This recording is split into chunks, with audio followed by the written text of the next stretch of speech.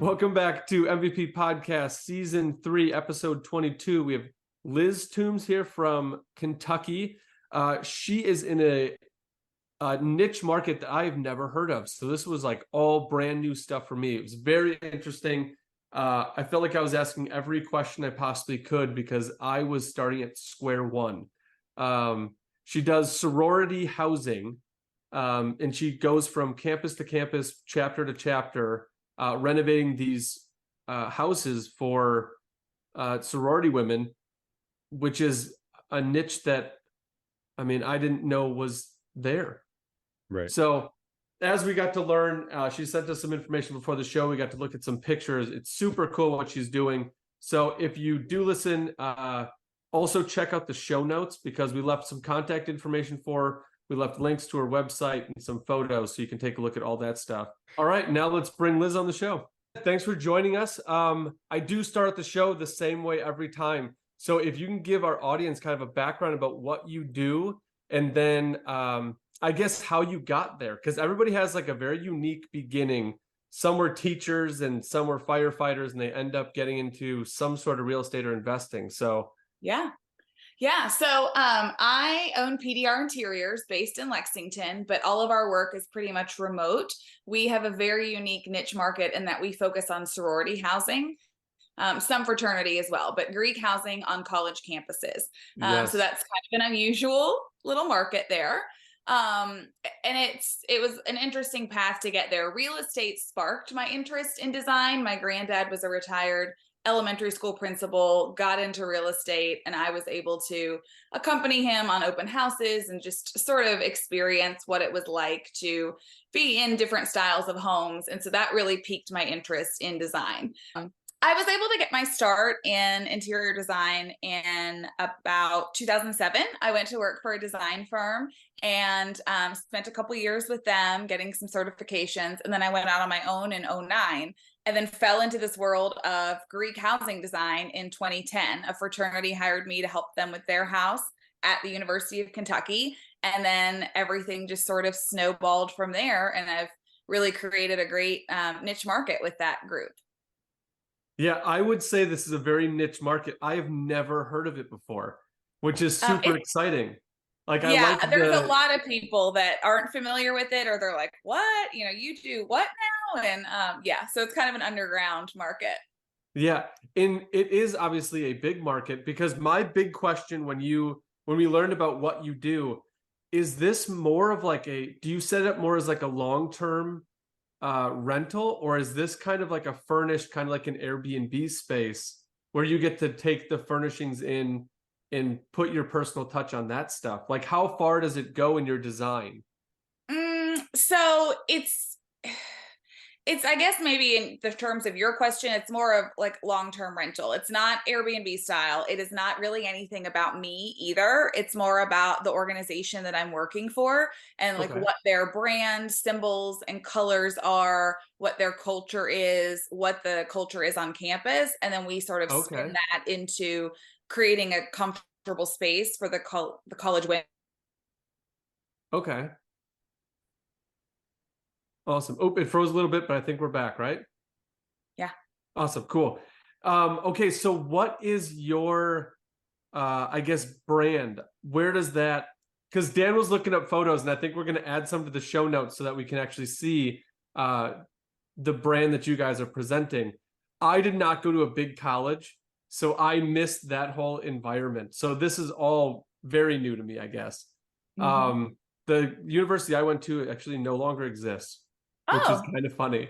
So what is, not necessarily the symbols, but what is your brand? Like, what do you try to bring onto college campuses that makes you guys unique? I really appreciate that question. So our brand is trying to be very clean, lined, just give a really comfortable aesthetic for, we're dealing with 18 to like 21, 22-year-olds, but we still are also trying to appeal to alumni of this organization. So you're balancing a lot of factors there, which is really no different than working with a residential family that has, different generations in it. But we really work on trying to make the choices for our finishes classic and timeless, because you're not going to turn around and do this every year and the trends may change, and you don't want your house to look dated, because it keeps you from being competitive within recruitment on the college campus. So there's a little bit of that timeless quality, that clean line aesthetic. Collegians really are into more of like a mid-century modern transitional design style rather than like a heavy ornate traditional look. And so I think that's where my team and I fall in as far as our brand and our aesthetic that we put forward. That's cool. Yeah. And obviously, like with me not going to the big university, you see like the fraternities and all that stuff on TV, and you get like the party houses, and it's all just like chaos. And as I was working, Dan and I actually worked previously at a fundraising company. I got to work with, it wasn't a fraternity, it was a sorority, but it wasn't women in the university. It was all the alumni, and they would raise money for their chapter. And it was very, very cool to see how organized they were and how they were structured. It was kind of like a well-run operation, like a business, not just girls that wanted to party and all had a 12-bedroom house that was chaos on the weekends. So that did turn my thought to it all. And it's like, I've got more questions because of that interaction. Like, do you get hired by the university, or do you get hired by the homeowner? Like, how does that work? How does that all line up? Yeah, that's that might be a very dumb question. I don't know. No, it's the question that I get asked the most. Everyone's assumption is the university calls us in, but that's not the case. It's usually the organization. And so when you say the homeowner, that's where it gets tricky, because on some campuses, the university owns the facility and then the organization rents it, and they're in charge of outfitting it and keeping it up with all the maintenance. In other instances, the organization owns the facility outright. And then an even stranger instances, the university could own the land and the organization owns the building that it's on. So there's some different paths that you can go there. Regardless, it's typically the organization that calls us in. It's usually an alumni board, just like you mentioned, or it's the headquarters housing office, and they call our team and they say, hey, we need X, Y, and Z done. We have this much money. Here's our deadline. Can you go look at the project, and what can we do? Yeah. And do you try and keep your colors and obviously style that you were talking about all the same throughout different campuses, so that you can have that brand spread through different universities? Or do the boards, are they specific, like, we want to go here and this is how we want to take it? My team does not keep our look necessarily the same across campuses, because as you can imagine, different regions of the country have different flares and different aesthetic styles.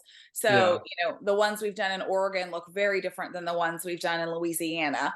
And, not maybe in terms of color for a certain organization, but just some of the style and some of the, just the extra details that go into it. And typically the board will have preferences on the look that they want, and we ask that they communicate that to us. That's where Pinterest is a godsend, because if they can show us photos, then we can really get inside their head and understand the vision that they're trying to create with their space. Yeah. I was just talking to Dan. I'm not very tech savvy. Dan does a lot of it, but I was talking to him. I need to get a Pinterest board, because as we're doing designs on our houses. Don't even start with it. I need one. Because there's a lot of styles that I would like, that if I could just, because it's in here, but it's hard for me to explain it, which I'm sure you run into a lot, where they've got an idea, but with you and your mind knowing how to articulate that design, I don't really have the design feature. I'm more on the structural side of it. It's very hard for me to articulate what I'm thinking, unless I can draw it. Which is prepare to lose hours of your life going down rabbit holes in Pinterest when you do. That's what I heard.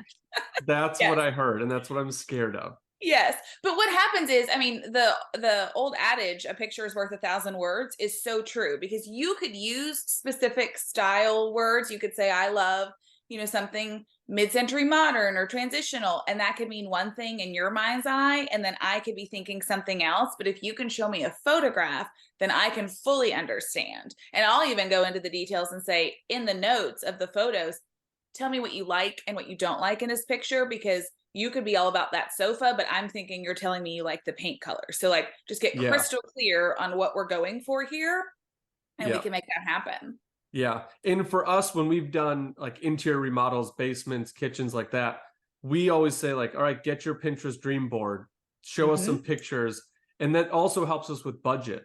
Yes. Because we don't want to overcharge you. If you want wainscoting, and this is the type of wainscoting, that could be a big difference in price between which ones you want. So if you can show me what you're thinking, I can at least walk you through price point and then timeline as well. Yeah, and budget is such a place where people can be unrealistic on one end or the other. And so if you can have that conversation up front, it's incredibly helpful so that you're on the same page. Yeah. And do you find like that is a barrier to entry for you guys with these boards? Because I know the sorority that I worked with, they were fundraising obviously for a reason so that they could keep improving their chapter. I don't know if the sororities you're working with do that same thing, or again, new world for me. Yeah. So yes, sometimes there's fundraising. They're always collecting dues throughout the year. A portion of the dues are going to keep up the facility and just, set aside for savings. And typically these projects are done like every 5 to 7 years. So it's just like I said, it's not like you're turning them over annually. And so then there is time to create a nest egg to fund for that. But I wouldn't say that price is an entry to barrier for us, but it can be. Not every facility is a huge Greek house like you see in the movies or on TV like you talked about. Sometimes it's a large multi-purpose room on a res hall floor where all of the members of that organization live on that dorm floor, and then they can hang out in that space. And so it would be like a really large TV room in a residential house. And so we're brought in to do that. So as you can imagine, if your chapter's smaller or your dues aren't as high or your space is smaller, then there may not always be a lot of money to spend, but that doesn't mean that they deserve, a lesser space. And so we do all size projects, and we really enjoy getting to do that variety. And so our fees vary based on what the scope of work is. But we also could see that there are some chapters that either they just don't want to hire professional help, or maybe they can't afford to.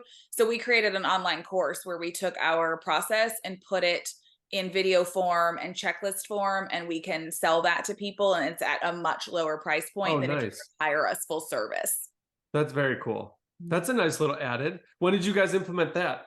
We did that in 2020. So, as you can imagine, everything was super topsy-turvy. We were very blessed, and our projects continued through that year, but we had, a lot of time at home. So Erica on my team and I really got together and worked about like taking all these ideas out of our head and putting it into this course and creating it for these people to have. And so we just try to spread the word about it. Yeah. And I'm sure the board likes, because that probably gives them more a hands-on feel to the project. Yes. Which I'm sure as you can imagine. If somebody is a DIYer or, they have great taste, they just aren't sure exactly how to execute a project for their chapter house, then this gives them that professional knowledge, and it's a repeatable process. So they can buy the course, have it, and they could use it on one room this year and then start working on the next room the following year. Nice. That's a really good idea, especially during that time period where things are crazy. And I don't know if it hurt like you guys not being able to be on site because everything was getting locked down and shrunk. So that was a really good, a very smart, quick thinking way to keep things rolling. So that was awesome. Thank you. Very cool to see.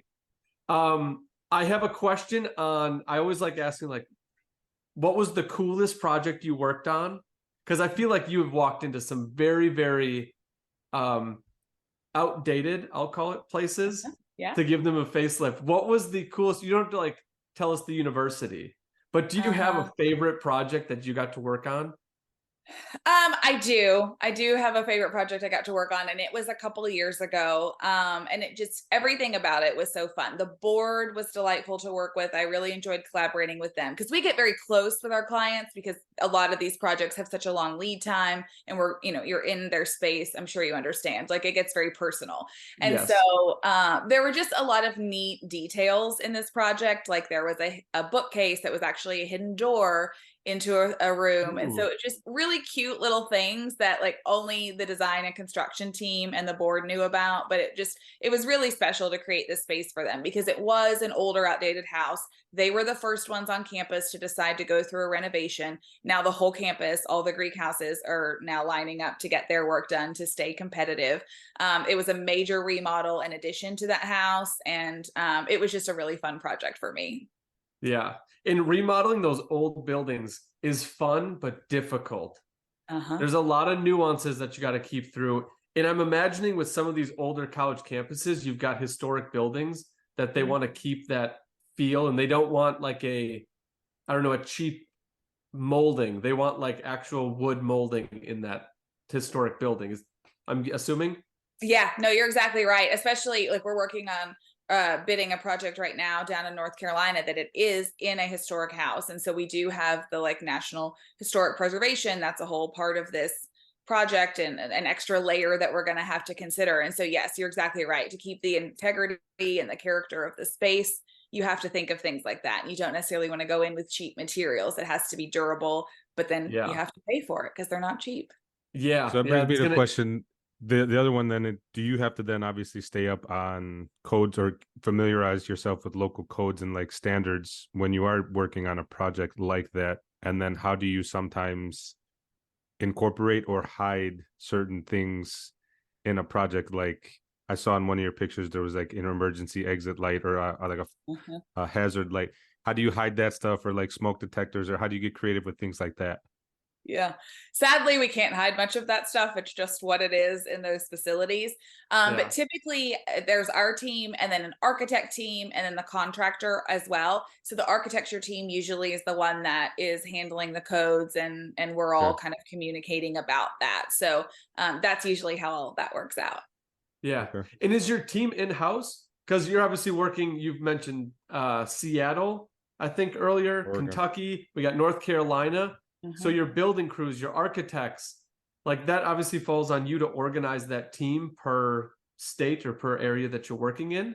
It depends on the scope of the project. So let's say we're doing like a big remodel or a big new construction project. So the organization that's planning this, hiring it out, they will tend to send out RFPs for the contractors, the architects, and the designers. So they are the ones choosing each one of us and then bringing us together. Now, there is a great group of, folks within all of those categories that we've tended to work together before. We focus on the Greek industry. We're familiar with each other, but it's not always us working together. So that varies. Excuse me. Now, if you're talking about a smaller scale project where maybe we're just painting, changing out some light fixtures, light remodeling, hanging artwork, then my team, yes, will contract out with a handyman or potentially the university, depending on what the rules and regulations are, and we will oversee that side of things. So it just really varies from project to project. But you're right, we've worked on over 100 campuses across 25 plus states at this point, and it's different on almost everyone. Yeah, I can imagine, because codes change from municipality within the state. So jumping between state, you've got, I'm sure different building materials that they want used. And oh man, that's part of the reason why I haven't invested out of state, because I can't keep up with all that stuff. It's a whole extra layer that you're not prepared for. You've really got to stay up on it or you can get burned in the end. Yeah. And that's where the strong team comes in handy. Anybody that invests out of state and does that, you need to have boots on the ground in that area. And do you actually get to go and see these places? Like, do you get to go, or is it, I know you said a lot of it's remote. Yeah. So typically we'll do 2 to 3 visits. So usually a trip on the front end to scope everything out, meet with everyone, and just see what our starting point is. And then we do most of our work remotely back in the office with like OAC calls every week and that type of thing. And then on the end, we'll go and we'll install the furniture and just be there to put all the finishing touches on things. And there are times that we show up and the space is completely ready, finished and clean, and we can put it all in. And there are times that we are installing while there are still construction crews painting and installing floors, and it's just pure chaos. Yeah. And I'm sure you'd have to align that with when students are on campus and off campus, and you need to get it done before everybody moves in, because that is going to be a big problem when you've got kids getting dropped off or getting to campus and their space is not ready. You have no idea the stress that is caused by that. And we're always the last one in, right? Because the construction has to get done, the cleaners have to get done ideally, but sometimes we're all there on top of each other because students are moving in and recruitment's coming up and they have to practice and prepare. And you want it done so when the women come in, their faces light up and they're so excited about their new space and to show it off. But it's not always a perfect world. So we do the best we can. Yes. And especially we mentioned that rough period during COVID where delays were extreme. Did you run into the eye roll said it? So I'm guessing you ran into a lot of delays with fixtures and furnishings. How Yep. did you how did you fix that? Like, do you have a warehouse where you keep most things, or is it per project? Because I guess everything is different. It'd be hard to keep inventory. Yeah, I don't keep inventory because I don't want to assume what my customers are going to want. But we work with different warehouses in different regions that will accept items for us and hold it, and then they'll deliver and unpack and so on. But yeah, we had so many delays. I joked that it was something new every day, and it really wasn't funny, but it had to become funny because, you know, one minute it was, well, the fabric's back ordered for this long, or, oh, I'm sorry, you know, this factory is shut down because of COVID, or, oh, surprise, today, now there's a foam shortage. And so your upholstery won't be ready for 6 more months. And so Oh, it was just constantly having to field that information from manufacturers, understand what I could do to fix it or, you know, to help the situation, and then call the customer, deliver the bad news, and come up with plan B. And actually, Erica on my team and I, we joked all year that we had to have not only plan B, but C through Z at that point, because we never knew what was coming for us. And so 2020 was rough, but most of the ripples that we had hit in 21 and 22. It just took some time for everything to finally course correct and get better. And those were probably the roughest 2 years as far as delays. And then with the price increases, it just hit everybody yeah. really hard. Yeah, and on our side, the price increase is what hit the worst. I mean, we Yeah. never went on a shortage really of building material. Some were non-existent, but the price increase on everything, which um, I've heard horror stories. It never happened to us, which is thankful. But contractors would have bids signed, and then by the time they went to order the material, that bid is non-existent. It's 3 times the price of what they bid out. And how do you go back to your client and say, like, hey, I know we had this contract signed, but I don't know what to do. We can't do this for that price. Did you have any horror stories or situations like that? I hope I not. didn't have any situations like that with my vendors, but we were on projects that happened multiple times. There was a remodel that was supposed to happen at the University of Kentucky, that project got halted and went back to bid 3 times because what they had planned for their steel budget came back in 3 times the price. And then ultimately what ended up happening is it was cheaper for them to just tear down and rebuild and change some of the materials than to do that remodel, because it was just coming in millions more than what it was supposed to Wow. be.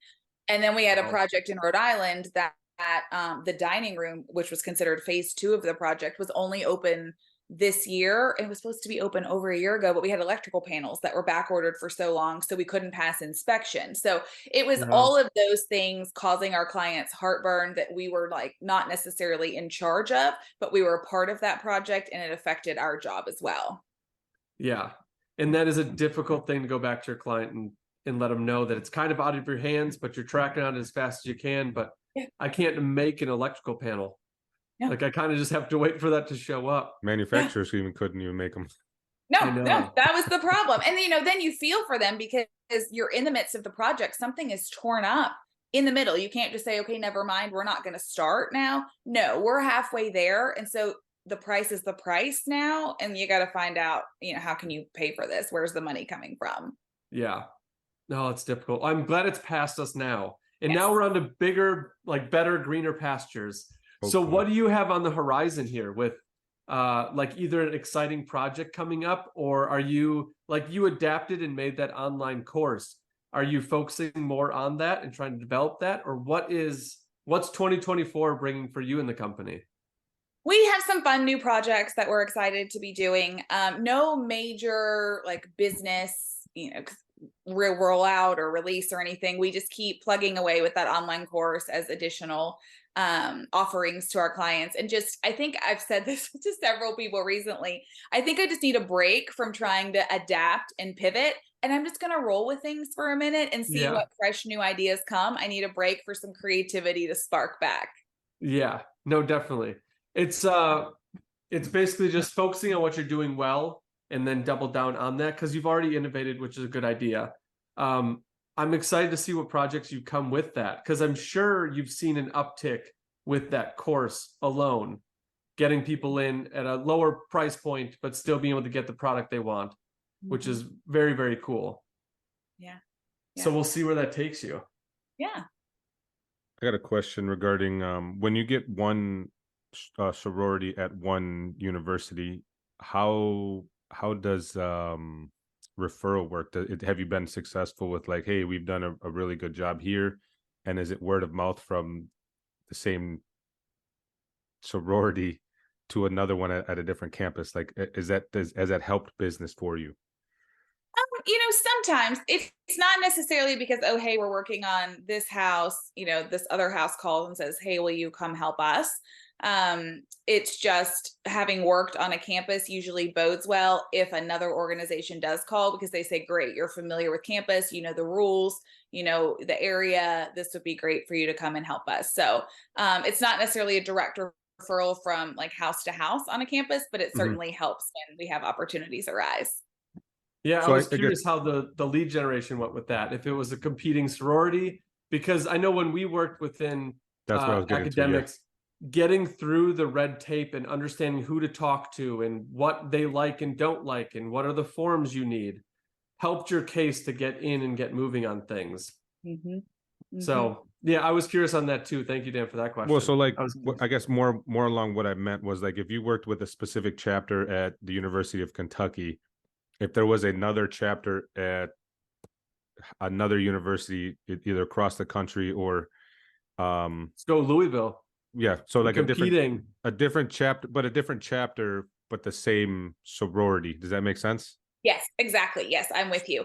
So yes, that helps us to get work too, especially if we're hired from the headquarters level, because then they're like, okay, well, this team worked on Kentucky and then they're not that far, so they can also go over here to Louisville, or they did a great job, can you come up to Brown and handle this project for us? So we get a lot of repeat business from our headquarters level clients, and then when they're local house core boards, so like the little one-offs, when they call up and they say, hey, we're ready to do a project, do you have someone you can recommend? They will often recommend us as well. And so because we've had so much experience in this realm, it usually bodes well for us to get the project. Okay, cool.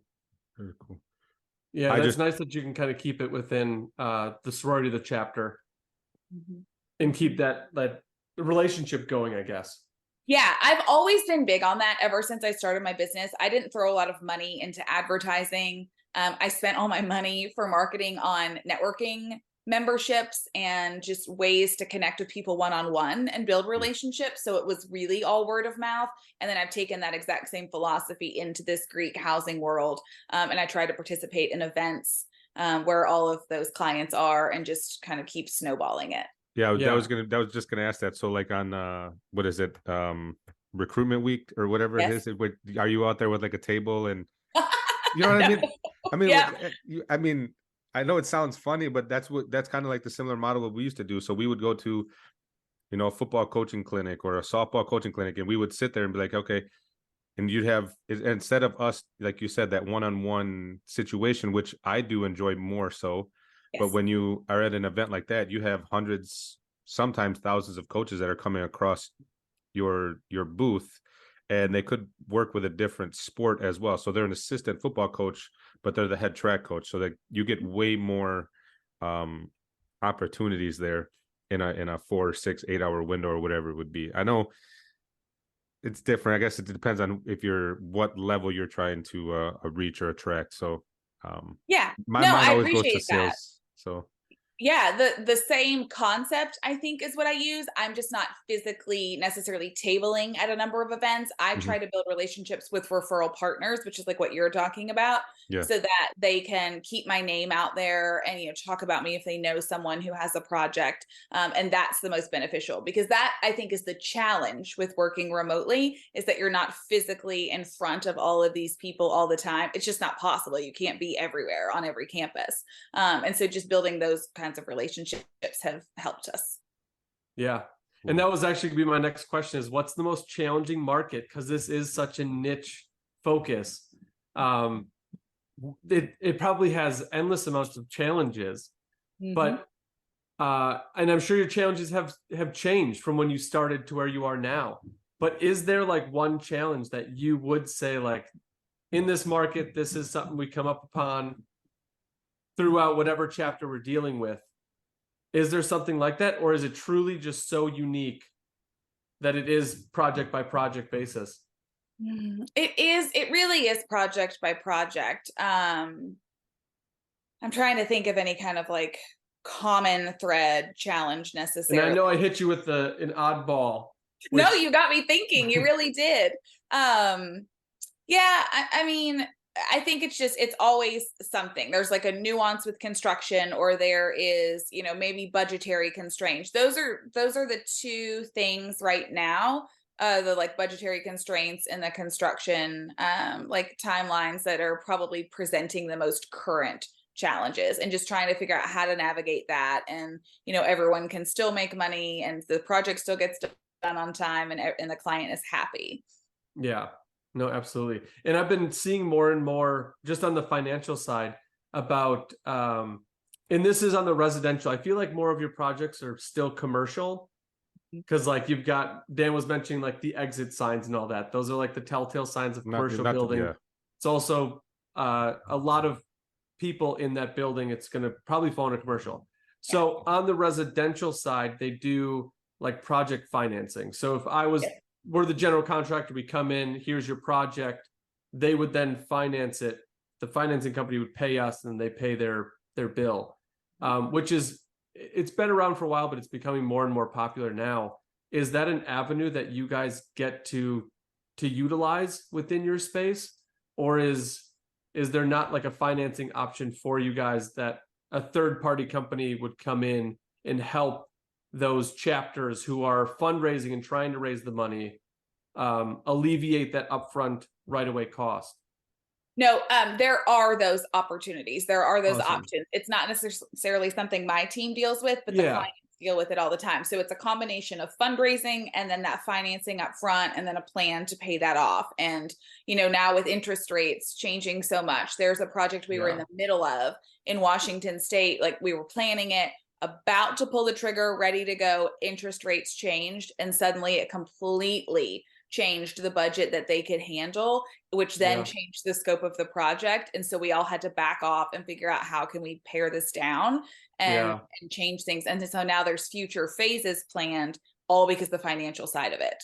Yeah, that stinks, because no one wins on that one. No. That's unfortunate. Yeah. I have one more question. The project isn't completely stunted, and it'll keep going. We're still going forward. We have great plans. It'll be good. And then they'll just be some future phases that will happen. It's just not all happening at once like we hoped. Yeah. And sorry to cut you off, Dan. What were you gonna say? With regards to when you do the redesign or the redecorating of a space, do you have any type of, I guess, freedom to create, like, any clients that would say, hey, you take this small space here and put your personal touch on it? Like, have you ever had clients do that? And then, like, have you considered, and I'm not trying to, I hope I do not offend you when I ask this, like, make like a space, how when they say this is so like an art wall or like Instagram worthy, like, do you have spaces like that sometimes where you put in the sororities or all those businesses where it will then attract more maybe social media attention, and then use like the that butterfly wings? That's what I always think about. Not that basic, but yeah, something where it's like, ooh, this is a great space, I love this touch here. And then, like, you put like a small QR code in the bottom space, but like, hey, you can have this design too, scan. I'm just throwing out random ideas. The QR code thing's kind of fun. I'd never thought about that. But no, that question's not offensive at all. You have to understand, sorority world, especially with Rush Talk and all of that taking off the past couple of years, social media is just so huge. And so more and more we are asked to create a photographable moment or an Instagrammable moment. And so there are walls with neon lights, brick walls and neon lights. We've done flower walls where they can have that as a backdrop, all of those types of things. Exactly what you're describing, what you see all over Pinterest and social media. We do create that. And it's fun. It looks great in the space, but then all the women, of course, can line up and they can get their selfies and get all their photos. So you're right on point with that. Okay. Yeah, I mean, like I said with the QR thing, just put that in the bottom corner and say this space designed by PDR Interiors, and check us out if looking for options. I don't know, just goofy stuff like that, right? To help you build your brand organically, because you're getting the traction or the photos that are taken in the space that you created. So Yeah, no, I just love random that. thoughts. Thanks for the idea. Anyways, yeah, I don't know. We just started working with QR codes. Dan's been organizing all of it. We use Okay, them so for it's on the brain. I know that's why it's up there. We do it with projects like we can they can go into a room, scan the QR code, and there's a checklist of items that need to be done within that room or in that property. So it just is a way for us to communicate with the foreman on site, us in the office, trying to keep things going. So Oh, I love that. It's just almost like a live document or a live thing, and you can leave your comments like, "Hey, I was trying to replace the toilet and still need a flange," or something random like that, right? Or still need light switches, or need the outlet covers installed, and they go in, scan it, check it off, and then that's removed from the list, and then you only have whatever's left. So what a great way to streamline communication, because so much of that could just fall off and fall off the list or not be known, and where the status of things are. Yeah, no, definitely. And the ordering part, which I'm sure you have the communication, like ordering everything you need, lights, furnishings, fixtures, all that stuff has to be communicated well. So we're just trying to get that kind of built up on the company. Yeah, that makes sense. Organizing makes it better. Yes, agreed. Yeah. But I know we were on the Instagram thing. Is there a way for people to contact you if they have questions or want to reach out to you? What's the best way for them to contact you? Yeah, on the website, which is pdr-interiors.com, there's a contact us form, or we're on Instagram and TikTok. You can message either way. It all comes through my social media person and to the team. So that's the best way to get a hold of us. Awesome. And Dan will make sure to put those in the show notes so that is clickable for people that want to reach out to you. Dan was also looking at pictures beforehand that he was going to put in. So if we can add that into the show notes as well, so people can get a visual of kind of the projects that you're working on. Yeah, that's great. Thank you. Big or small, which is very cool to see that you can adapt to both. Yeah. Well, it's just not common that everyone can just spend gobs of money at once and necessarily do an entire space. So a lot of times people work room by room or a couple spaces at a time, just like in residential homes, which we still have a great crop of repeat customers that we work with residentially. It's just most of our work is sorority right now. Yeah. No, that's cool. It is such a unique market. This is, I mean, I would have never thought that there was an avenue with this, but it's super cool that it is. And are you going to go into fraternity as well, or are you sticking just to sorority right now? Because as a guy, I'm imagining they need help. Yes. Yeah. Well, they get really good before and after shots because of what can happen. But yes, we have worked with men's groups before. We're open to it. A lot of times they don't want all of those finishing touches that the women want, which is why the women tend to hire us, because they want that complete overall look. But yes, working with men's groups, we're happy to do that also. I'm sure the fraternities, the after, and then the after is even worse than the before sometimes. I pretend like I leave the facility and nothing changes. Everyone leaves everything where I left it. They clean everything and it stays beautiful. Oh, man, I know. Right? And even if you had every thought or every process covered, like, okay, this is where you grab paper towel or garbage bags, and everything is simple, it still will get pushed to the wayside, I would assume. I mean, I don't know. Well, it's just hard. You have to think you're turning over classes of students every so often. And so what we find is, like, if you were a student in the former facility, when you get this new update, you appreciate it so much and you really value it. And not to say that it's not valued if you're a new incoming student once it's already new, but you don't know what the history is and what it used to be. And so sometimes there's a little bit less appreciation because there isn't the understanding of that transformation. And so that's why these projects are just so different, because to your point, they're technically commercial spaces, but I'm actually brought in to make them feel as residential as possible, because it has to be homey. It has to support study. The talk around mental health is so huge in these spaces now, and we're a big part of helping create that. And so there's just a lot of nuances that make the job really interesting. The way you explained that helped me realize why being a middle child is awesome, right? You get the hand-me-downs, and then sometimes you get the new stuff, so you appreciate it that much more. And you know, my wife and even my youngest daughter make fun of me for how often I clean my shoes to keep them looking as clean as possible. And it's just one little thing, but like I spent my hard-earned money on it way back when I was 12, 13, 14 years old, and I had to know to take care of it because I was the one providing it for myself, not, you know, parents or whoever else. So I think there's more of an appreciation there as a middle child. I don't know. Maybe I'm Yeah, biased, I mean, it but makes sense. There's pride in your sense of ownership. Totally. right. No, I'm just joking. Cool.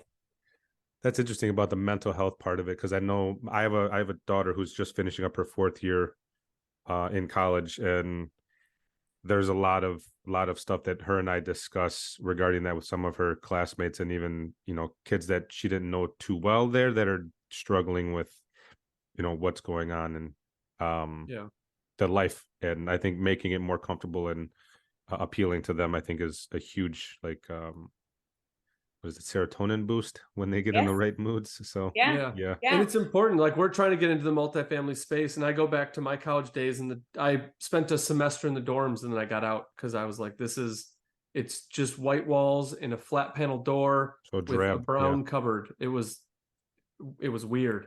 Mm-hmm. And as we go in and get into the multifamily space, that's one thing that I want to do. I know it's a rental, but it's your home. And we need to make it feel like a home. You need to be comfortable. You have to want to be here, because if you want to be here, you want to take care of it. Yep. So it's a big thing for me as we get into that space, and that's super cool that you're already mindful of that. And that's, I mean, your big mission there is to make it homey for them while they're away at college. So yeah, it really is. I know it's easy to just dismiss this as, oh, that's great, you get to make pretty houses for, you know, sorority girls, but there's a lot more to it. And especially having experienced this industry in 2020, I just see the depths that go with it. And at the same time, I was teaching college students a class on soft skills at the time, and I watched going from in person with my students to being on Zoom with them, and just the way that things changed and the conversations I had with them. So I feel this very deeply. yeah. Well, keep going on the mission. It sounds like it's going well, and I'm looking forward to seeing some good things coming in the future for you. Yes, thank you. I really enjoyed talking with you all. Yeah, same here. Yes, as well. And thanks for giving us the time. That was very cool. Yeah. I got to learn something new today. Yeah, there you go. And it's only 10. So you still have so much more time. Well, awesome. Thank you for your time, and enjoy the rest of your weekend. And hopefully, I'm sure you've got some decorating doing with Halloween coming up. I don't get into Halloween. I like fall really? and I like Christmas. That's kind of my big jam. So yeah. Okay. Yeah. Well, cool. Well, enjoy the rest of fall while there's, no snow on the ground. Yes. I don't get You much too. over there, do you? Yeah. And good luck with your dog. I hope everything comes out okay. I know. Thank you. All right. Y'all have a great weekend. Bye-bye. Thank You too.